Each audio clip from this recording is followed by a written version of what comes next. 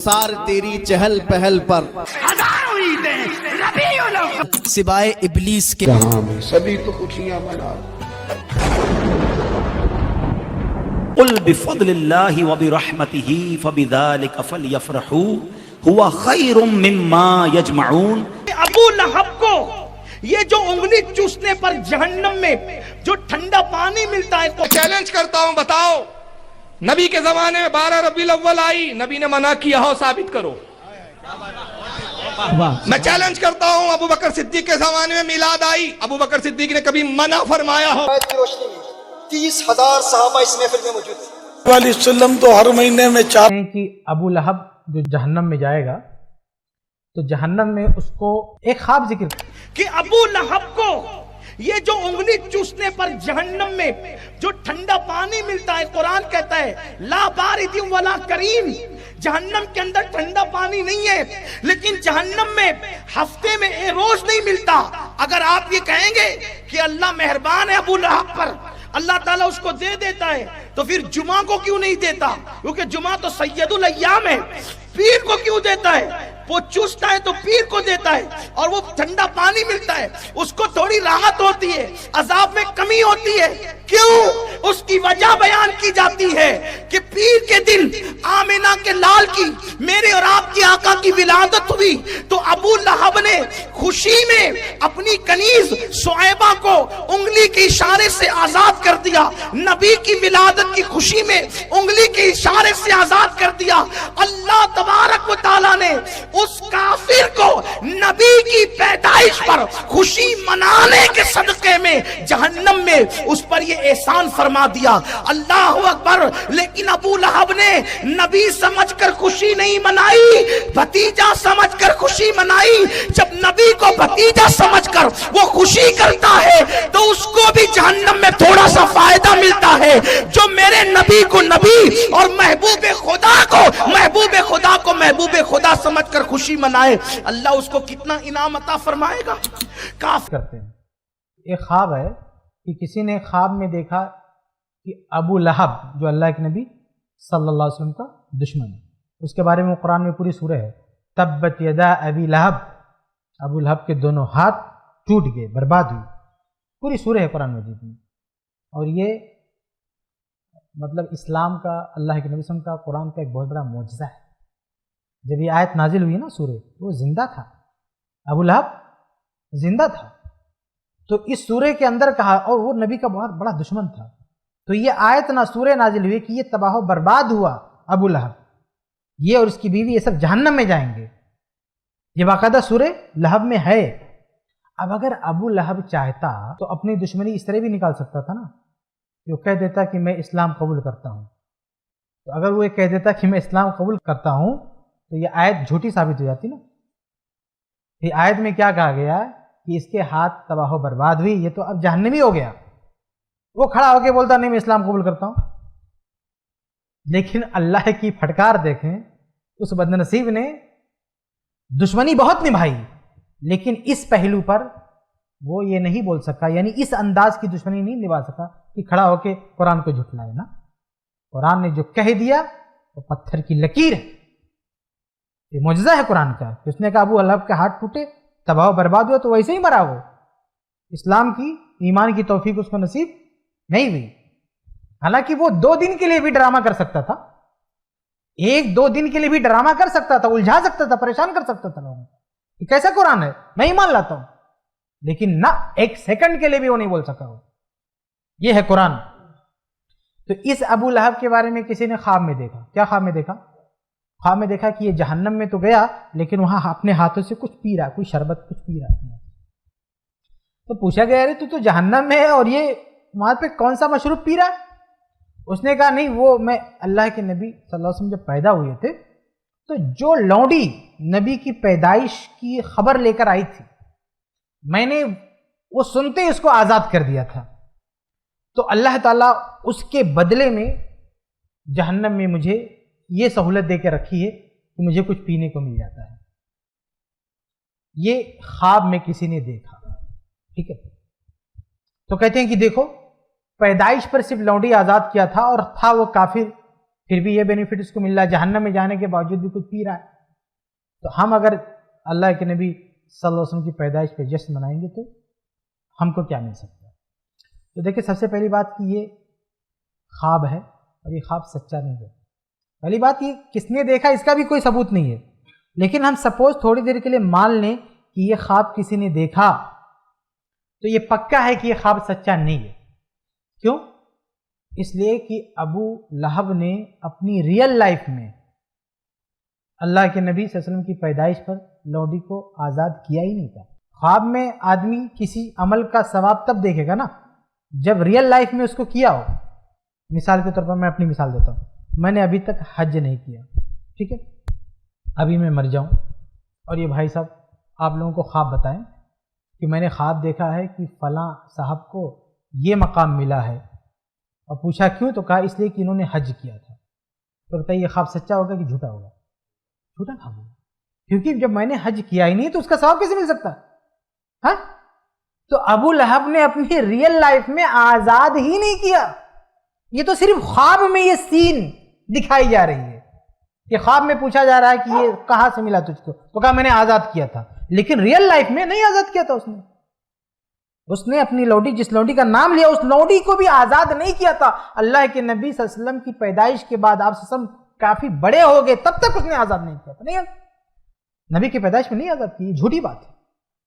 تاریخ کا جو ریکارڈ ہے نا وہ اس کے خلاف ہے. ریکارڈ میں تو یہ تاریخی ریکارڈ میں، اس کی ریئل لائف میں ہم دیکھتے ہیں تو پتہ چلتا ہے کہ نہیں آزاد کیا تھا. جس لوڈی کا نام خواب میں دیا گیا وہ لوڈی تو اس کے پاس تھی، نہیں آزاد کیا تھا اس نے. یہ جھوٹا خواب ہے. تو یہ خواب جھوٹا ہے. اور دیکھیں خود قرآن کے بھی خلاف ہے نا. قرآن کہتا ہے تبت یدا ابی لہب، ابو لہب کے دونوں ہاتھ ٹوٹ گئے، اور خواب میں دکھ رہا نہیں دونوں ہاتھوں سے شربت پی رہا ہے. سوچے آپ، قرآن کہتا ہے دونوں ہاتھ ٹوٹ گئے اور کوئی آدمی خواب میں دیکھ رہا نہیں شربت پی رہا ہے دونوں ہاتھوں سے، کیسے صحیح ہو سکتا ہے؟ یہ جھوٹی باتیں ہیں. اور یہ بھی دیکھیں اصول ہے نا قرآن و حدیث کا کہ اگر کسی نے کوئی عمل کیا، نماز جیسی عبادت، روزے جیسی عبادت، اور ساتھ میں شرک کیا یا کفر کیا تو سب کچھ برباد ہے. نبی کے بارے میں کہا لئن اشرکت لیحبطن عملک، اے نبی اگر آپ نے شرک کیا تو آپ کے بھی سارے عمل برباد. حالانکہ نبی صلی اللہ علیہ وسلم سے شرک نہیں ہو سکتا، کسی نبی سے شرک نہیں ہو سکتا، لیکن شرک کی جو ہولناکی ہے نا، خطرناکی، اس کو بتانے کے لیے کہا کہ شرک کتنا خطرناک وائرس ہے کہ اگر کسی نبی نے بھی کر لیا تو نبی کی بھی ساری نبوت، سارے عمل برباد. تو بتائیں قرآن نبی کے بارے میں کہہ رہا ہے کہ آپ شرک کریں گے تو آپ کی ساری نبوت، سارا عمل برباد. اور یہ ابو لہب یہ شرک کرے اور اس کی ایک چھوٹی سی بات وہ برباد نہ ہو، جہنم میں بھی اس کا بینیفٹ اس کو ملے، یہ کیسے ہو سکتا ہے؟ نبی کے ساتھ تو ایسی، نبی صلی اللہ علیہ وسلم کے بارے میں تو یہ بات ہے قرآن میں، اور ابو لہب وہ مزے کر رہا ہے جہنم میں، شرک کرنے کے باوجود بھی مزے کر رہا ہے. یہ سب بیکار کی بات ہے، اس کی کوئی حقیقت نہیں. اور آپ یہ سوچیں کہ مطلب نبی سے محبت کرنے کے لیے دلیل نبی کے دشمنوں سے ملی ہے، اور کوئی دلیل نہیں ملی قرآن حدیث کی. عمل کیا ہے؟ محبت رسول. دلیل کیا؟ دشمن رسول کے گھر سے. یہ کتنی بڑی بدنصیبی کی بات ہے کہ مطلب یہ حالت ہوگی مسلمانوں کی کہ وہ محبت رسول کے نام پہ کچھ کریں، اور دلیل کا حال ہے وہ جو نبی کے دور میں جو اللہ کے نبی کا سب سے بڑا دشمن تھا اس کے گھر سے دلیل لائیں گے آپ نبی سے محبت کرنے کے لیے. اب دشمن رسول ہم کو سکھائیں گے کہ نبی سے محبت کیسے کی جاتی ہے؟ تو یہ بیکار کی دلیل ہے. ایک آیت پڑھتے ہیں، کہتے ہیں کہ عید میلاد النبی منانے کا حکم قرآن مجید میں موجود ہے. لوگ کہتے ہیں ریفرنس دو بھائی، کیسے خوشی منا سکتے ہیں، کیسے خرچ کر سکتے ہیں. چلو بھائی ریفرنس بھی لے لو. اللہ فرماتا ہے قل بفضل اللہ وبرحمتہ فبذلک فلیفرحوا هو خیر مما یجمعون. 11واں پارہ سورہ یونس آیت نمبر 58. ٹھیک ہے، یاد کر لینا. اس کا ترجمہ کیا ہے؟ ترجمہ بھی کیا اعلیٰ حضرت نے کیا. تم فرماؤ اللہ ہی کے فضل اور اسی کی رحمت اور اسی پر چاہیے کہ خوشی کریں، وہ ان کے سب دھن دولت سے بہتر ہے. اللہ کی رحمت اور فضل پر خوشی کریں تو سب دھن دولت سے بہتر ہے. اچھا پھر اللہ کی کوئی بھی رحمت ہو تو خوشی کرنے کا حکم ہے، تو جو سب سے بڑی رحمت ہو.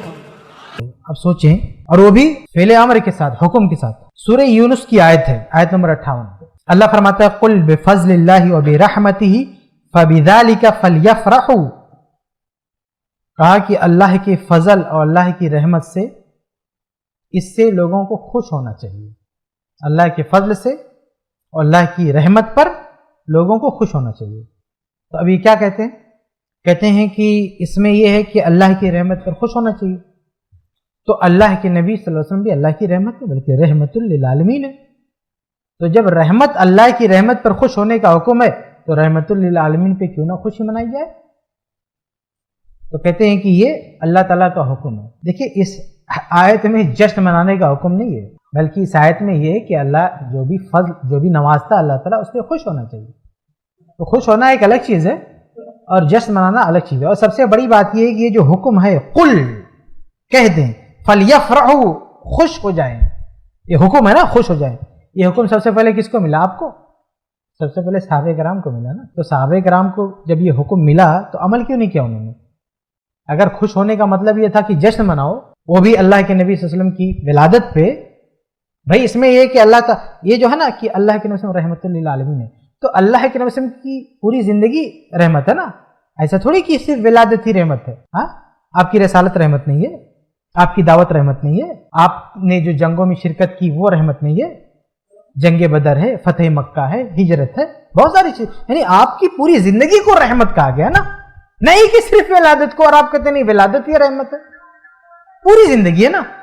تو اگر آپ کو جشن منانا ہے تو کیا زندگی بھر کب جشن مناؤ گے؟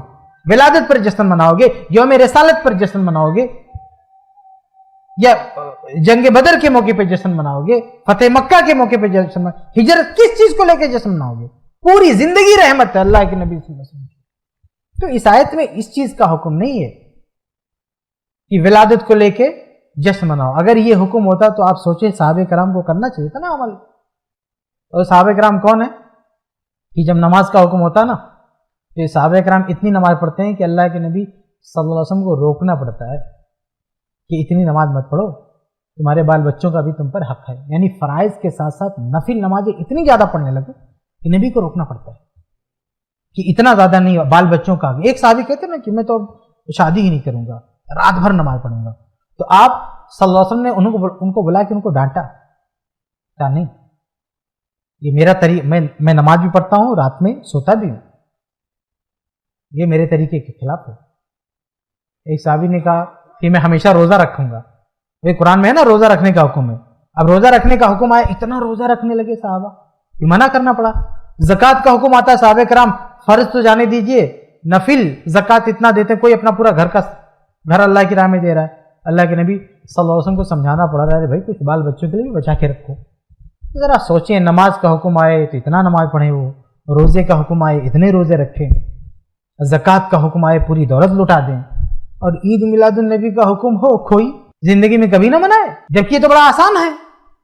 یعنی سال میں ایک دفعہ منانا تھا. نماز تو ڈیلی کا مسئلہ ہے، روزہ تو اکثر مسئلہ ہے، نفلی روزے تو ہر مہینے میں رکھے جاتے ہیں، ایام بیز ہے، پیر کے روزے ہیں، جمعرات کے روزے تو ہر مہینے کا مسئلہ ہے. لیکن یہ عید میلاد النبی سال میں ایک دفعہ منانا تھا، لیکن نہیں، یہ نہیں ہو پا رہا. کہ اللہ کے نبی صلی اللہ علیہ وسلم، صحیح مسلم وغیرہ کی روایت ہے نا کہ پیر جمعرات کے دن جو ہے روزہ رکھتے تھے. تو پیر کا دن جو روزہ رکھتے تھے اللہ کے نبی صلی اللہ علیہ وسلم، پوچھا گیا کہ پیر کے دن روزہ رکھنے کی کیا حکمت ہے؟ تو آپ صلی اللہ علیہ وسلم نے پیر کے دن کے بارے میں کہا کہ میری پیدائش پیر کے دن ہوئی ہے. پیارے آقا صلی اللہ تعالی علیہ وآلہ وسلم تو ہر مہینے میں 4 دن مناتے تھے جشن میلاد. ہر مہینے میں، ربیع الاول میں بھی اور ہر مہینے میں. وہ یوں مطلب حدیث شریف ہے کہ پیارے آقا صلی اللہ تعالی علیہ وآلہ وسلم ہر پیر شریف کو روزہ رکھتے تھے. جب آپ کی خدمت میں پوچھا گیا اس کی وجہ، تو ایک وجہ یہ بتائی، فیہ ولدت، اسی دن میری ولادت ہوئی ہے. یعنی ہر پیر کو آپ کا برتھ ڈے، تو یہ روزہ آپ رکھتے تھے پیارے آقا صلی اللہ علیہ وسلم. اور اسی دن مجھے رسالت ملی ہے. تو کہتے ہیں دیکھو اللہ کے نبی صلی اللہ علیہ وسلم جس دن پیدا ہوئے اس دن آپ روزہ رکھتے تھے، اس لیے ہم بھی اس دن اگر عید مناتے ہیں تو کیا بری بات ہے. تو دیکھیں یہ تاریخ پر روزہ رکھنے کی بات نہیں ہے، دن پر روزہ رکھنے کی بات ہے. دن اور تاریخ میں بہت فرق ہے.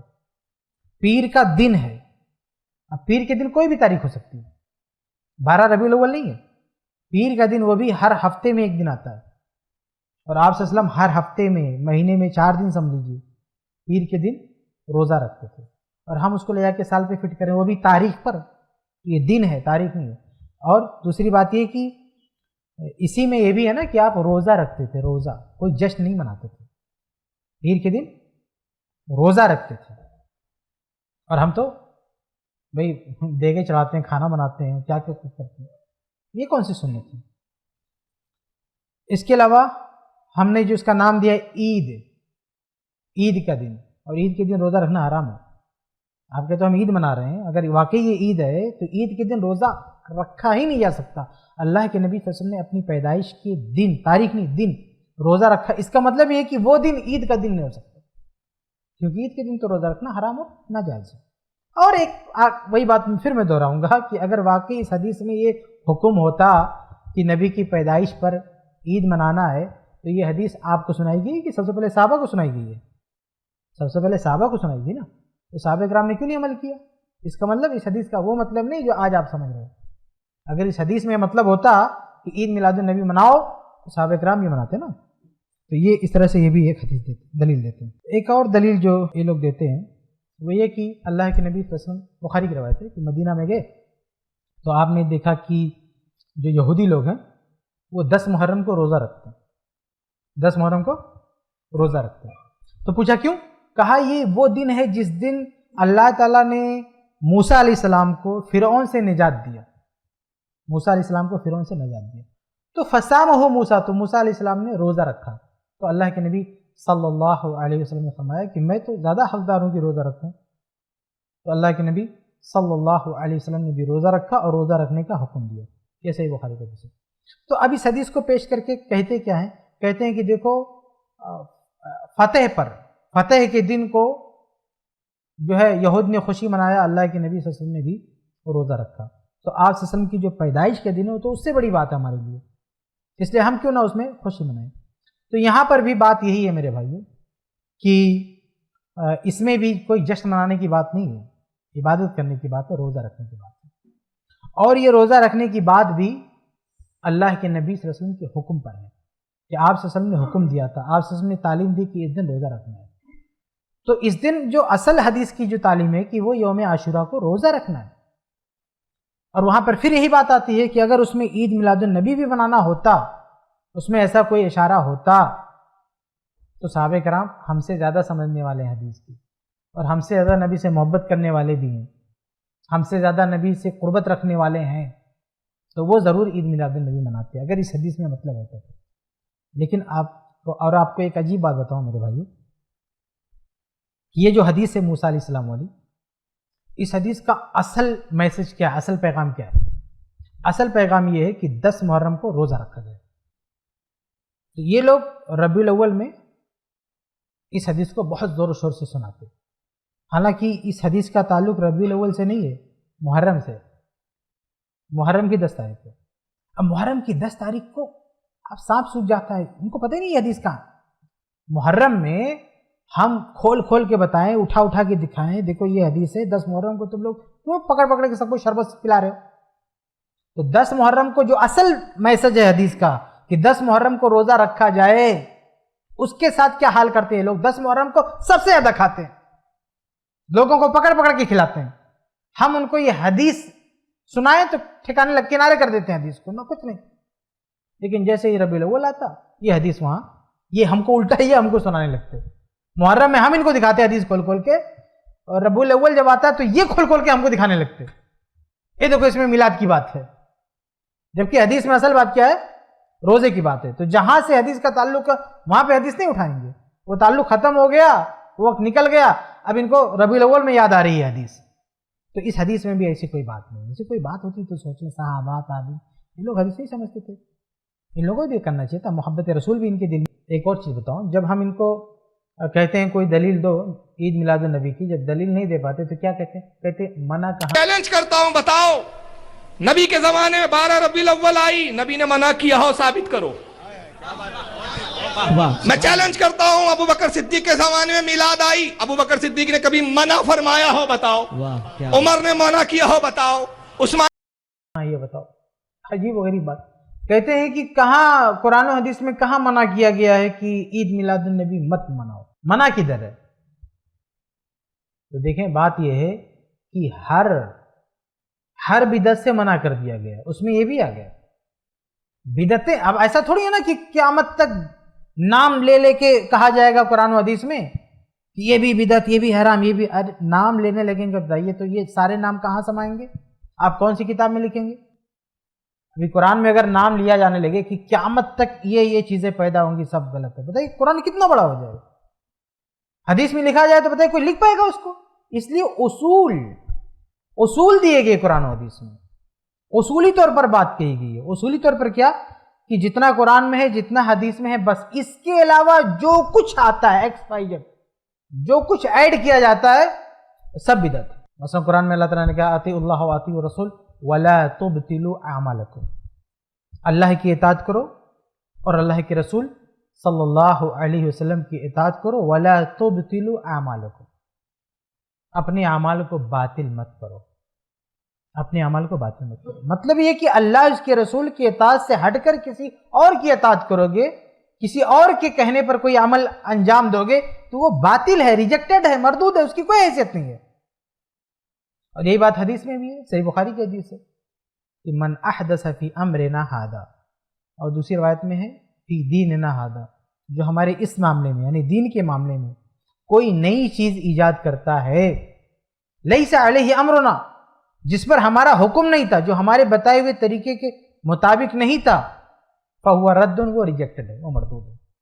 تو قرآن اور حدیث دونوں میں یہ اصول بتا دیا گیا کہ دین میں کوئی نئی چیز نہیں لائی جا سکتی۔ یہ اصولی بات قرآن میں بتائی گئی ہے۔ جب منع کر دیا گیا ہے کہ دین میں کوئی نئی چیز نہیں لا سکتے تو ہم کیسے عید میلاد النبی کو جو ہے تسلیم کر سکتے؟ اور بدعات کے بارے میں یہ جو کہتے ہیں بدعت، کچھ بدعت حسنہ ہو، اور وہ نیا کام جو کسی سنت یا حدیث سے ٹکراؤ نہ ہو، اس کی وجہ سے کسی سنت یا حدیث سے کوئی ٹکراؤ نہیں اور وہ مخالف شرع بھی نہیں، تو یہ بدعت درست، اور اسے بدعت حسنہ کے نام سے بھی تعبیر کیا گیا۔ کچھ بدعت اچھی ہوتی ہے، کچھ بدعت بری ہوتی ہے، تو اسلام نے یہ تقسیم نہیں کی ہے، یہ تقسیم باطل ہے، اپنی طرف سے کی ہے لوگوں نے۔ قرآن و حدیث میں ایسی کوئی تقسیم نہیں ہے کہ اچھی بدعت کی گنجائش ہو، نہ۔ اور سب سے پہلے دیکھیے، میں کچھ اصولی بات آپ کے سامنے رکھوں، ذرا اس پہ غور کریں تو آپ کو سمجھ میں آ جائے گا کہ بدعت کی کوئی گنجائش نہیں۔ قرآن و حدیث میں کئی اصول دیے گئے ہیں بدعت کے تعلق سے۔ سب سے پہلا اصول یہ ہے کہ دین بنانا یہ اللہ کا کام ہے۔ دین بنانا کس کا کام ہے؟ اللہ تعالیٰ کا کام ہے۔ دین کا، شریعت جو ہے وہ اللہ کی طرف سے بنائی ہوتی ہے، انسان شریعت نہیں بناتا۔ اس لیے قرآن میں کیا ہے؟ اتبعوا ما انزل الیکم، کہ اتباع کرو اس دین کی جو نازل کیا گیا ہے۔ تو دین آسمان سے نازل ہوتا ہے، دھرتی پر نہیں بنتا، چاہے کوئی نبی ہی کیوں نہ ہو۔ نبی بھی دین نہیں بنا سکتا، بلکہ نبی کا مطلب کیا ہے؟ بتانے والا۔ رسول مطلب بتانے والا، یعنی اللہ کی طرف سے جو پیغام آیا نبی تک، وہ پیغام نبی امت کو بتا رہا۔ یہ پہلی بات ذہن میں رکھ لیں کہ دین بنانے کا حق کس کو ہے؟ اللہ تعالیٰ کو۔ اسی لیے پرانے جو اہل کتاب تھے ان کے بارے میں قرآن نے کہا ہے کہ شرعو، ان لوگوں نے کچھ دین میں نئی چیزیں ایجاد کی، تو اللہ تعالیٰ نے کہا کیا ان کے پاس کوئی اور معبود ہے جو ان کو سکھا رہا ہے کہ یہ دین بناؤ، دین میں یہ چیزیں پیدا کرو؟ یعنی یہ صرف اللہ تعالیٰ کا کام ہے۔ دین بنانا کس کا کام ہے؟ اللہ تعالیٰ کا کام ہے۔ تو جو کام اللہ کا ہے کوئی انسان کیوں کرے گا اس کو؟ نبی کو کرنے کا حق نہیں ہے۔ تو ایک عام آدمی چاہے کتنا بڑا علامہ فہمہ کچھ بھی ہو، وہ کیسے جرأت کر سکتا ہے کہ میں یہ کام کروں گا اور میں اچھا کروں گا؟ تو جو کام ہمارا نہیں ہے، گرچہ ہم اس کو اچھا سمجھیں، ہم نہیں کر سکتے۔ اگر مثال سے سمجھے، دیکھیے کورٹ میں، عدالت میں فیصلہ کرنے کا حق کس کو ہوتا ہے؟ جج کو ہوتا ہے۔ اب ایک آدمی جو جج نہیں ہے وہ کہے میں فیصلہ کرتا ہوں، میرا فیصلہ غلط نہیں ہے، ٹھیک ہے، اس کو کوئی مانے گا؟ بھئی تمہارے یہ کام ہی نہیں ہے، تم لاکھ اچھے فیصلے کرو لیکن یہ تمہاری ڈیوٹی نہیں، تم کو یہ پاور نہیں ہے فیصلہ کرنے کا۔ وہ جج کا کام ہے، جج کرے گا، تم کون ہوتے فیصلہ کرنے والے؟ یہ کہہ کر کہ ہم اچھا فیصلہ کرنے، لاکھ اچھا کر رہے ہو لیکن یہ تمہارا کام نہیں ہے، کوئی نہیں مانے گا تمہارا فیصلہ۔ تو ایسے دین جو ہے، دین بنانا یہ اللہ تعالیٰ کا کام ہے، ٹھیک ہے؟ تو جو کام ہمارا ہے ہی نہیں، ہم کیوں کریں یہ کہہ کر کہ نہیں ہم اچھا کر رہے ہیں؟ بھائی کیوں کر رہے ہیں اچھا؟ کیوں کر رہے ہو آپ جب یہ تمہارا کام ہی نہیں، اللہ تعالیٰ کا کام ہے؟ تم کون ہوتے ہو اللہ تعالیٰ کا کام کرنے والے؟ تو یہ پہلا پوائنٹ سمجھیں کہ دین بنانے کا حق صرف اللہ رب العالمین کا ہے. اور ساتھ میں یہ بھی سمجھ لیں کہ جو کہتے ہیں نا کہ ہم یہ اچھی چیز ہے اس لیے ہم دین میں لا رہے ہیں. بھائی اچھی چیز ہے تمہیں کیسے پتہ چلا؟ بھائی کیا چیز اچھی ہے اور کیا چیز بری ہے اس کا علم اللہ کے پاس ہے نا. انسان نہیں فیصلہ کر سکتا کہ یہ اچھا ہے یہ برا ہے. دین کے معاملے میں کیا اچھا ہے کیا برا اس کا فیصلہ انسانی عقل نہیں کر سکتی ہے. ایک روایت ہے، مشہور روایت آپ نے سنی ہوگی کہ صحابہ کرام رضی اللہ عنہم جا رہے تھے اللہ کے نبی صلی اللہ علیہ وسلم کے پاس. تو آپ نے کیا دیکھا کہ آپ کے بعض صحابہ ایک جگہ رکے تو کہیں پر مشرکین تھے نا، وہ ایک پیڑ کے پاس جو ہے ذات و انوات اس کی پوجا پاٹ کرتے تھے. ایک پیڑ تھا اس کی وہ لوگ پوجا کرتے تھے. تو آپ صلی اللہ علیہ وسلم کے صحابہ میں سے ایک صحابی نے کہا کہ اللہ کے نبی اجعل لنا ذات انوات، کہ آپ ایسا کریں کہ ہمارے لیے بھی ایک ایسا پیڑ بنا دیں، ہم بھی اس میں کچھ ایسا کریں گے جیسے یہ لوگ کرتے ہیں ہم بھی کچھ کریں گے. تو اللہ کے نبی صلی اللہ علیہ وسلم غضبناک ہو گئے. کہا کہ یہ تو وہی بات ہے جو موسیٰ علیہ السلام کے ساتھیوں نے کہہ دیا کہ ہم کو بھی بچڑے کی پوجا کرنا ہے، یہ کرنا ہے. تو اللہ کے نبی صلی اللہ علیہ وسلم نے سختی سے منع کرنا ہے کیونکہ یہ شرک ہے. تو آپ سوچیں کہ ہم میں سے کوئی بھی آدمی یا بعد کے علماء میں سے کوئی بھی عالم صحابہ کرام کے مقام کو پہنچ سکتا ہے؟ نہیں پہنچ سکتا. لیکن وہ ایک صحابی تھے نا، ذہن میں کیا بات ہے کہ یہ بھی اچھی چیز ہے، ہونا چاہیے. صحابی ہے نا، صحابی کا مقام بہت بڑا ہے، لیکن ان کے ذہن میں کیا بات آئی کہ یہ چیز بھی ہونی چاہیے. انہوں نے اس کو اچھا سمجھا، لیکن اللہ اس کے رسول کی نظر میں وہ چیز اچھی نہیں تھی. تو پتہ یہ چلا کہ تمہارے اچھا سمجھ لینے سے اس بات کی کوئی گارنٹی نہیں ہے کہ وہ چیز اللہ اس کے رسول کے نظر میں بھی اچھی ہو. تم کون ہوتے فیصلہ کرنے والے یہ اچھا ہے دین میں اچھا ہے؟ تمہیں کیسے پتا ہے یہ چیز اچھی ہے؟ جب صحابہ کرام نہیں فیصلہ کر سکتے ہیں کہ دین کے معاملے میں کیا اچھا ہے کیا برا، وہ پیروی کرتے ہیں اللہ کے رسول کی. تو دین کے معاملے میں ہمیں نہیں ایجاد کرنا، ہمیں پیروی کرنی ہے، اتباع کرنی ہے اللہ اس کے رسول کی. جو اللہ کہیں گے رسول کہیں گے وہی اچھا ہے. ہمارے اور آپ کے کہنے سے کوئی چیز اچھی نہیں ہو جائے گی. ہمیں کیا پتا کہ یہ چیز اچھی ہے. تو پہلا پوائنٹ یہ ہے کہ دین بنانے کا حق اللہ تعالیٰ کا ہے. دوسرا یہ کہ اللہ تعالیٰ نے یہ حق ادا کر دیا ہے. اللہ تعالیٰ نے کہا نا الیوم اکملت لکم دینکم، دین میں نے مکمل کر دیا ہے. تو جو اللہ کا کام ہے وہ کام ہو بھی چکا. اب تمہارے لیے کیا بچا بھی؟ ابھی عدالت اگر فیصلہ کر دے، فیصلہ ہو چکا، تو اب تمہارے لیے کیا بچا ہے؟ تو اللہ کا جو کام تھا اللہ نے کر دیا، دین بنا دیا، مکمل ہو گیا. تو اب تمہارے لیے بچا ہے کہ آپ کہہ رہے کہ نہیں یہ اچھا ہے. اچھا ہے لیکن گنجائش کہاں ہے؟ وہ تو جتنی بھی اچھی چیزیں تھی بتائی جا چکی ہیں.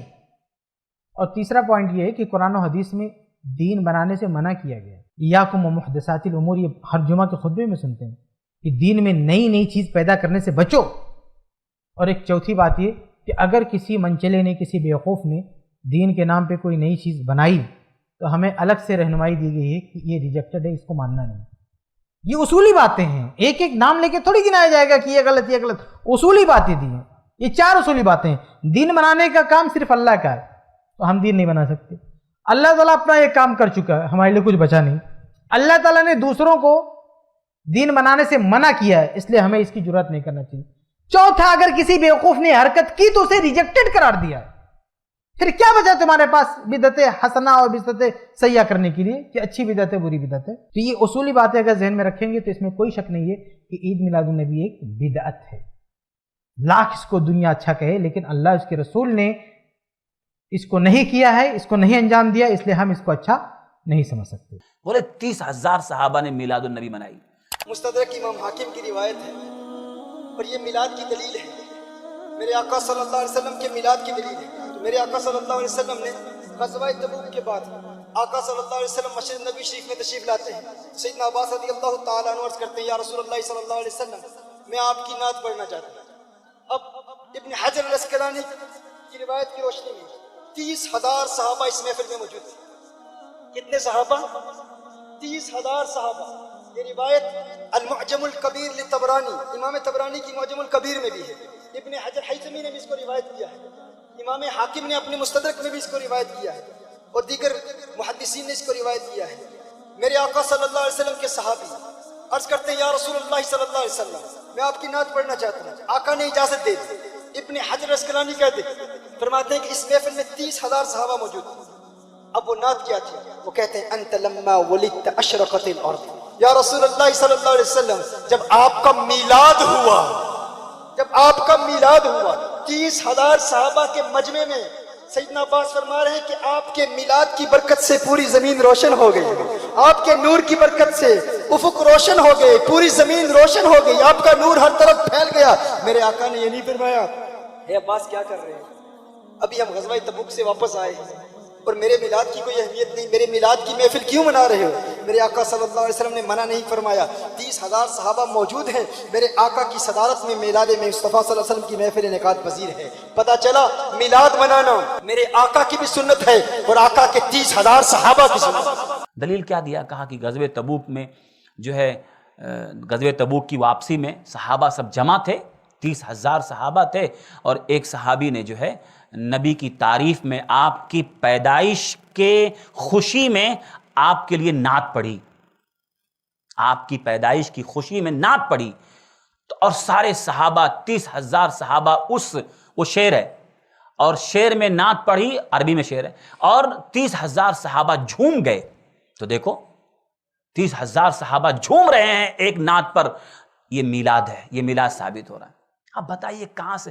سوال یہ ہے، پہلی بات تو اس روایت پر ہی کلام ہے پوری کہ وہ روایت پہ سارے علماء نے کلام کیا کہ صحیح نہیں ہے. دوسری بات یہ کہ یہ جو اس سے میلاد النبی کہاں ثابت؟ وہ کون سی تاریخ تھی؟ کچھ ہے اس میں؟ کچھ بھی نہیں. وہ 12 ربیع الاول کا دن تھا، کچھ بھی حدیث میں نہیں ہے. لوٹنے کے بعد اور اللہ کے نبی صلی اللہ علیہ وسلم کی تعریف میں کوئی شعر پڑھنا کوئی غلط تھوڑی ہے، ٹھیک ہے صحابہ بھی پڑھتے تھے، آپ بھی پڑھ سکتے ہو، لیکن ایک دن خاص کرنا، اس کے لیے ایک تاریخ خاص کرنا، یہ کہاں نکلتا اس میں؟ کہاں وہاں لکھا ہے کہ وہ 12 ربیع الاول کی تاریخ تھی اور 30,000 صحابہ جمع تھے اور ایک صحابی آئے اور نبی کی تعریف کرنے لگے اس دن؟ اچھا کیا ہر سال ایسا ہوتا تھا؟ کیا سارے صحابہ ہر سال جمع ہوتے تھے 12 ربیع الاول کو؟ تو کبھی کسی صحابی نے نبی کی تعریف کر دیا، کوئی مسئلہ تھوڑی ہے، اور کرنا چاہیے نبی کی تعریف. تو اس سے میلاد النبی نکال. ایسے بہت ساری کہ جب اللہ کے نبی صلی اللہ علیہ وسلم کی پیدائش ہوئی، ایک روایت ہے، ضعیف روایت ہے، کہا کہ جو ہے جبریل 3 جھنڈا لگائے، ایک آسمان میں اور ایک جو ہے اللہ کے نبی کے گھر پر اور ایک جھنڈا کعبہ پر. کہا دیکھو جھنڈا لگانے کی دلیل، یہ 12 ربیع الاول کے دن جھنڈا لگانے کی دلیل ہے یہ کہ اللہ تعالیٰ نے نبی کی پیدائش پہ خود جھنڈا لگوایا ہے. جبریل جھنڈا لگائے، تو جبریل کیسے لگائیں گے؟ اللہ کے حکم کے بغیر نہیں لگائیں گے، تو گویا اللہ نے خود جھنڈا لگوایا. لائٹنگ کی دلیل، کہا دیکھو اللہ کے نبی صلی اللہ علیہ وسلم کی والدہ کہتی ہیں جب ولادت ہوئی اللہ کے نبی صلی اللہ علیہ وسلم کی، تو جب ولادت ہوئی تو میرے بطن سے، میرے پیٹ سے ایک نور نکلا اور وہ نور شام کے محلات روشن ہو گئے. میں نے روشنی دیکھی کہ جب ولادت ہوئی نبی کریم صلی اللہ علیہ وسلم کی تو اس وقت میرے پیٹ سے ایسی روشنی نکلی جو سارے محلات روشن ہو گئے. کہا دیکھو اللہ نے لائٹنگ کا انتظام کیا، تو یہ لائٹنگ ہم بھی کرتے ہیں. کیسے؟ مطلب کہاں سے؟ کچھ بھی دلیل. سوال یہ ہے کہ ٹھیک ہے نبی کے پیدائش پہ جو کچھ پیدائش کے وقت ہوا، کیا یہ ہر سال ہوتا تھا؟ ہر سال جبریل جھنڈا لگاتے تھے؟ ہر سال لائٹنگ ہوتی تھی مدینے میں، مسجد نبی سجائی جاتی تھی؟ کہنے کا مطلب یہ ہے کہ اہل باطل جو ہوتے نا، باطل یا اہل بدعت کو ثابت کرنے کے لیے وہ دلیل کبھی صحیح دیں گے، لیکن اس صحیح دلیل سے مطلب اپنے من کا ہوگا، اپنی عقل سے ہوگا، اپنی رائے سے کچھ بھی لا کے پیش کر دو، اور کبھی دلیل ہی غلط ہوتی ہے. اس لیے ہمیں چاہیے یہ کہ جب بھی ہم کوئی چیز سنیں، دلیل سنیں، تو پہلے چیک کریں صحیح ہے یا غلط ہے، اور اگر صحیح ہے تو اس صحیح حدیث کا، صحیح آیت کا مطلب صحابہ نے کیا سمجھا ہے، یہ جو سمجھا رہے ہیں وہی مطلب ہے یا کچھ اور مطلب ہے. تو صرف دلیل سن کر کے آدمی کو متاثر نہیں ہونا چاہیے، ورنہ ہر چیز کی دلیل آپ کو ملے گی. فاتحہ کی دلیل آپ کو ملے گی، قبر پہ اذان دینے کی دلیل آپ کو ملے گی، لوگوں نے دیا ہے. تو حدیث صحیح ہے، مطلب ان کے اپنے گھر کا ہے. اس لیے جو ہے ہمیں بچنا چاہیے. اللہ تعالی ہم سب لوگوں کو کتاب و سنت کے مطابق عمل کرنے کی توفیق دے، بدعات سے بچنے کی توفیق دے.